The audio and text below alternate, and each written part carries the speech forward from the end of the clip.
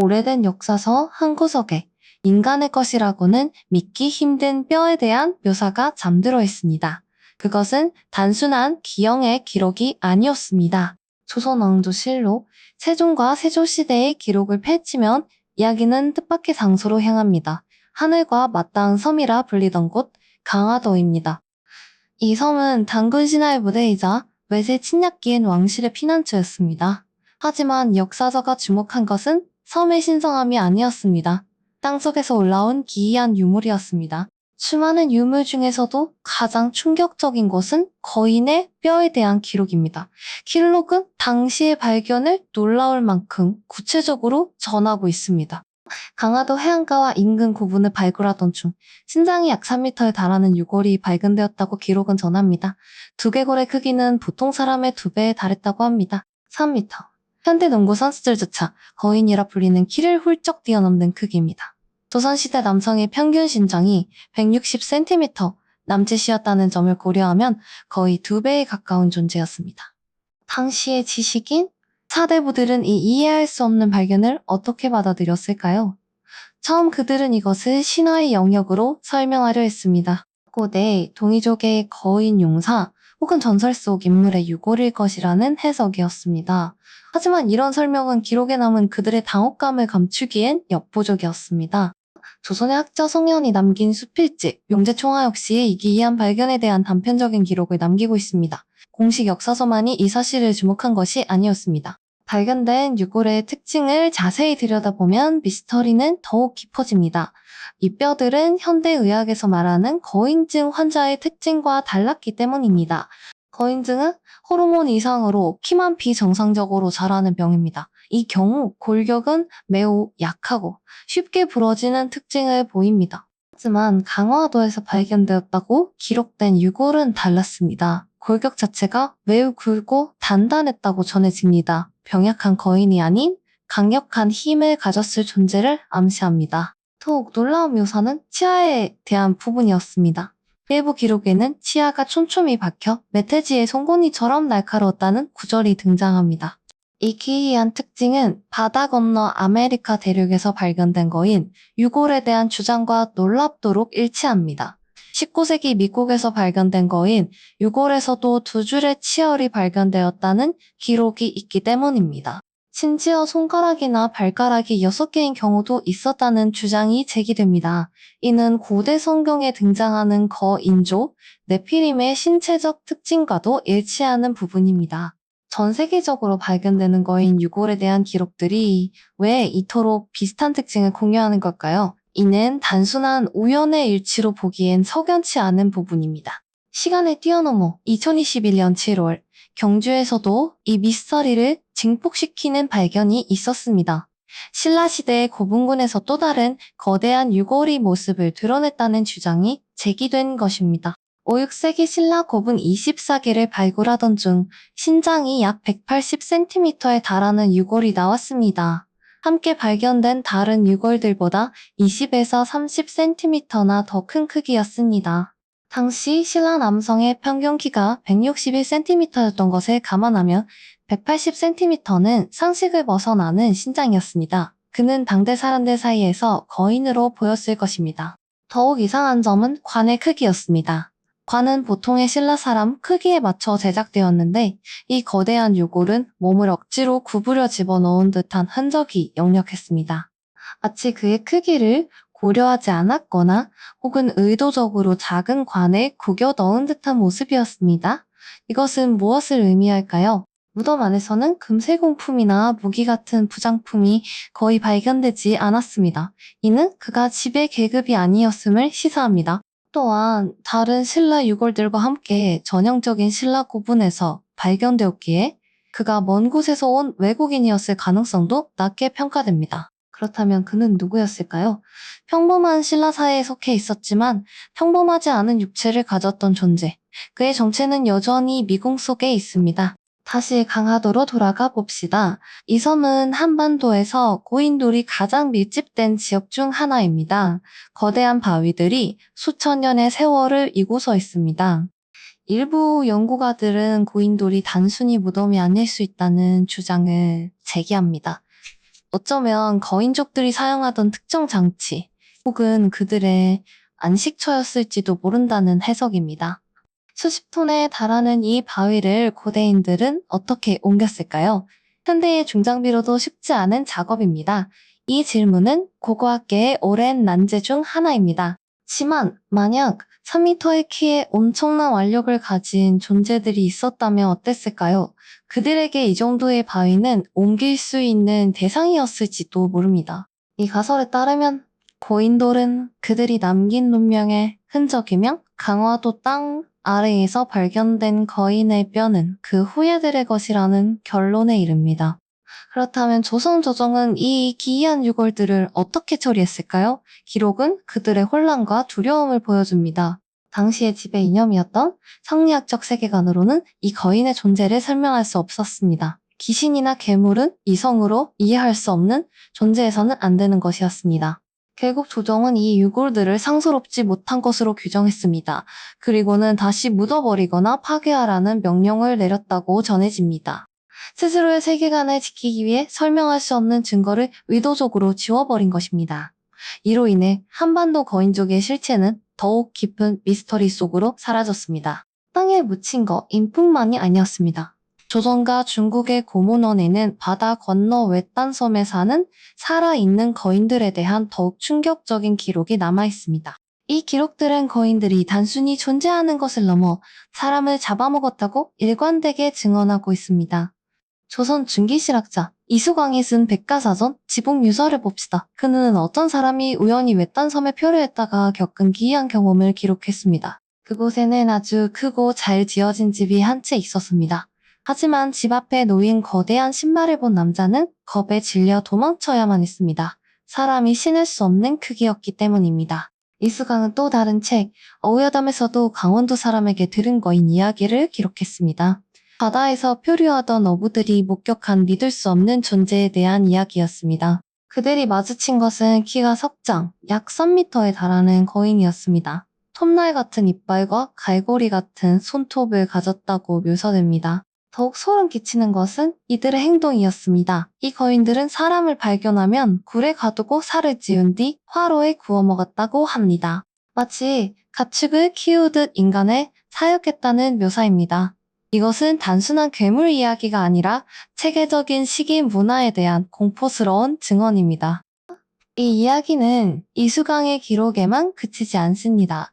조선 인조 때의 문헌인 용주유고, 19세기 야담집인 청구야담에서도 거의 동일한 내용이 발견됩니다. 시대도 저자도 다르지만 내용은 놀라울 정도로 일치합니다. 바다 너머에 식인 거인이 사는 외딴 섬 장인국이 존재한다는 것입니다.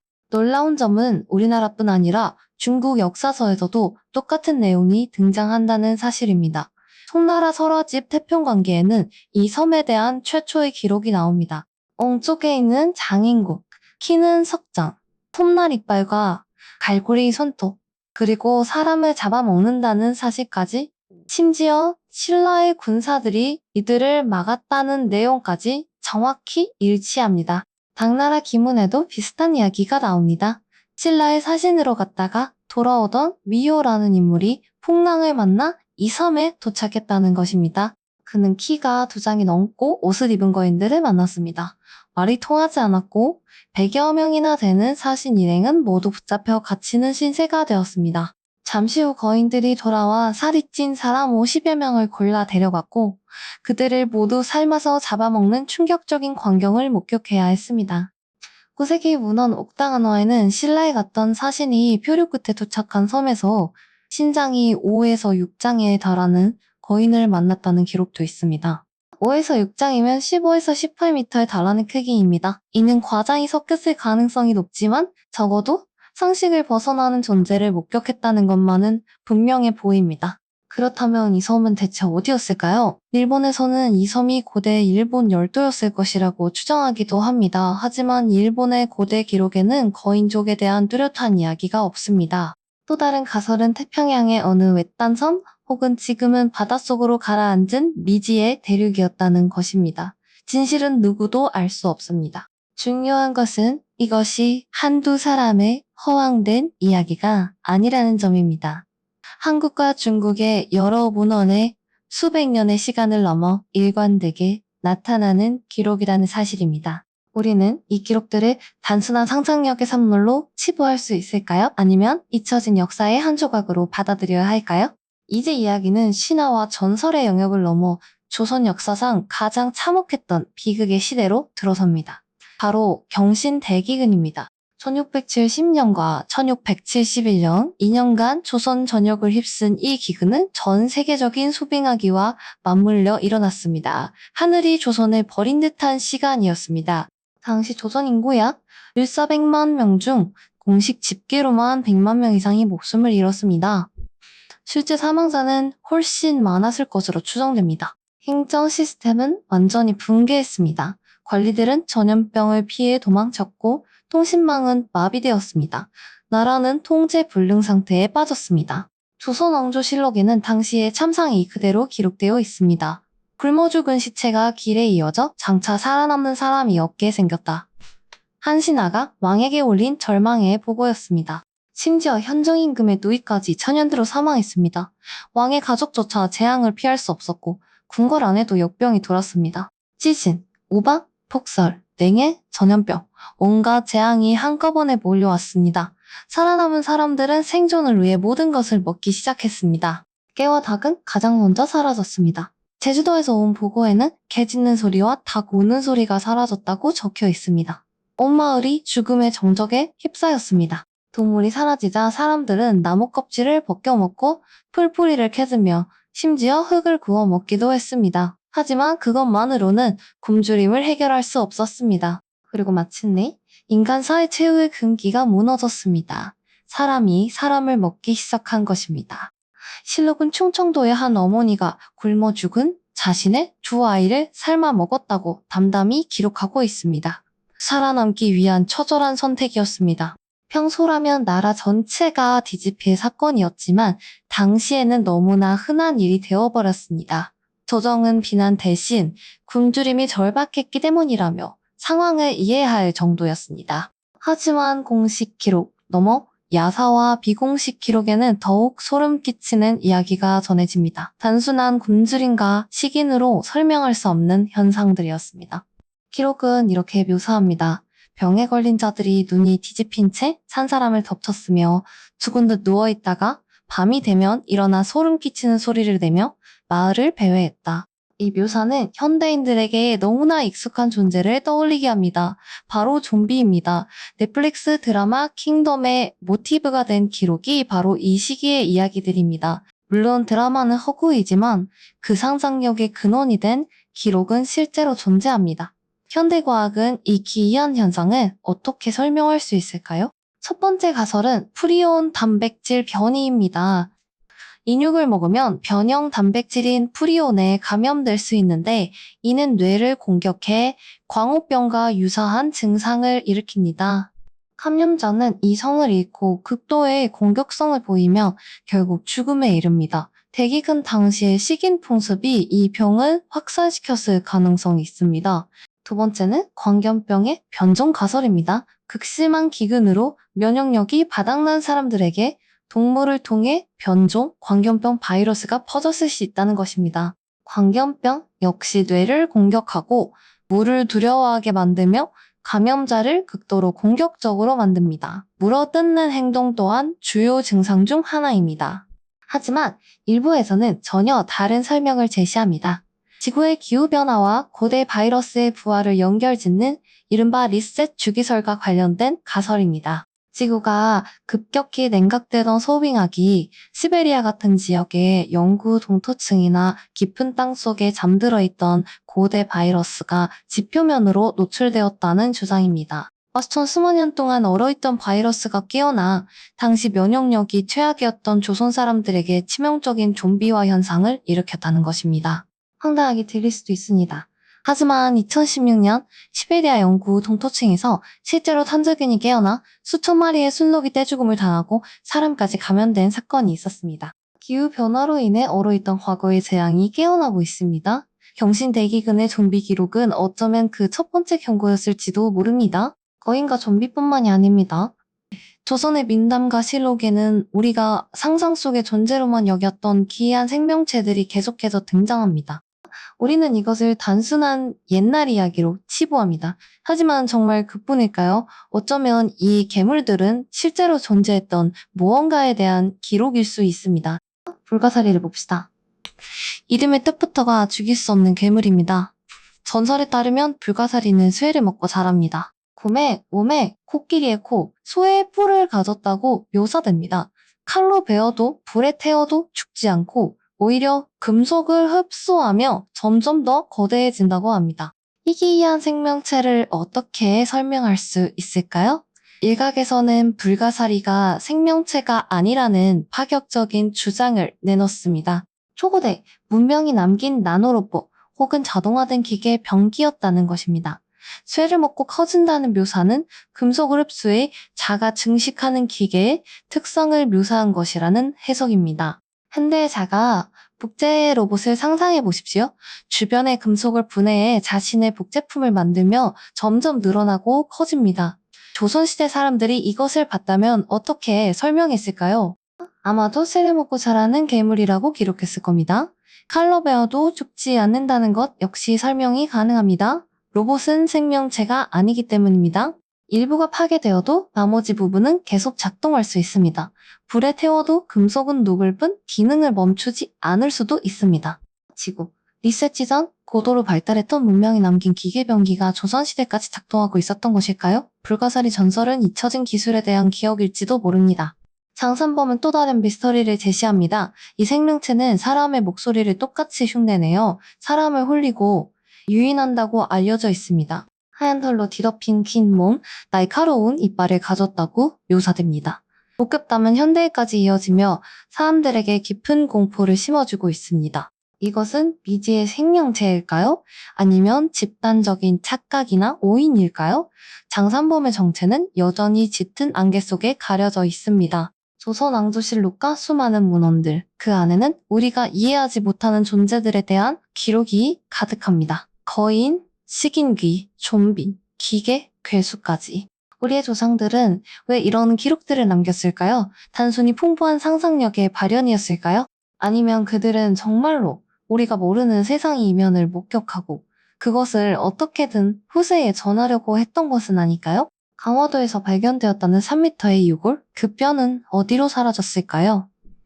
조선 조정의 명령에 따라 파괴되었을까요? 아니면 어딘가에 다시 묻혔을까요? 경주의 180cm 신라 남성? 그는 왜 자신의 몸에 맞지 않는 작은 관에에 묻혀야 했을까요? 그의 거대한 몸은 축복이었을까요? 아니면 저주였을까요? 바다 건너 식인거 인해서 장인국은 실제했던 장소일까요? 아니면 망망대해를 항해하던 뱃사람들의 공포가 만들어낸 집단 환상이었을까요? 경신 대기근의 참상 속에서 나타났다는 좀비와 같은 존재들. 그것은 질병이었을까요? 아니면 우리가 아직 이해하지 못하는 미지의 바이러스였을까요? 새를 먹고 자라는 불가사리. 이 전설은 고대 기술의 흔적일까요? 아니면 통제 불가능한 재앙에 대한 은유일까요? 이 모든 질문에 대한 답은 시간의 저편으로 사라졌습니다. 우리가 가진 것은 오직 종이 위에 남은 희미한 기록들 뿐입니다. 하지만 이 기록들은 우리에게 중요한 사실을 말해줍니다. 우리가 알고 있는 역사가 전부가 아닐 수도 있다라는 가능성입니다. 역사의 행간에는 우리가 아직 발견하지 못한 혹은 의도적으로 지워버린 또 다른 이야기들이 숨쉬고 있을지 모릅니다. 어쩌면 거인들은 정말로 이 땅을 걸었고 괴물들은 어둠 속에서 울부짖었을지도 모릅니다. 그들의 존재는 이제 전설과 신화 그리고 미스터리라는 이름으로만 남아 우리에게 계속해서 질문을 던지고 있습니다. 우리가 발 딛고 서 있는 이 땅 아래 그리고 우리가 읽고 있는 역사서의 여백 속에 또 어떤 비밀이 잠들어 있을까요? 과학과 이상의 시대에 살고 있는 우리는 이 오래된 기록들을 어떻게 이해해야 할까요? 그저 과거의 미신으로 웃어넘겨야 할까요? 아니면 우리 지식의 한계를 인정하고 미지의 가능성을 열어두어야 할까요? 한반도를 둘러싼 거인과 괴물의 흔적, 그 실체에 대한 탐사는 이제 막 시작되었을 뿐입니다. 진실은 여전히 역사라는 이름의 깊은 바닷속에 가라앉아 있습니다. 우리는 그저 수면 위로 떠오른 작은 파편들을 바라볼 뿐입니다. 오늘날 강화도의 고인돌은 말없이 서서 수천 년 전의 비밀을 간직하고 있습니다. 어쩌면 그 거대한 돌 아래 모든 대답이 잠들어 있을지도 모릅니다. 그리고 조선왕조실록의 낡은 종이 위에는 지워지지 않은 잉크 자국으로 그 기이했던 날의 기록이 선명하게 남아 있습니다.